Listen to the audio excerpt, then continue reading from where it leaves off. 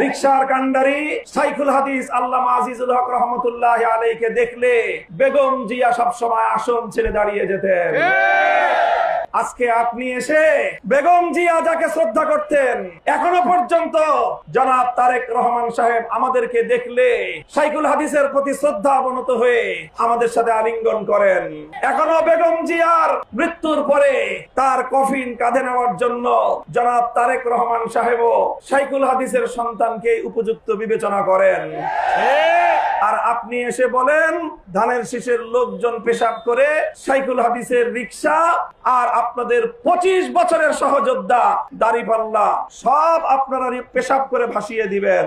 আপনাদেরকে বলতে চাই, পেশাবের মতো অপবিত্র জিনিস দিয়ে, পেশাবের মতো নাপাক জিনিস দিয়ে যদি ভাসাতে হয়, আপনার টয়লেট ভাসান।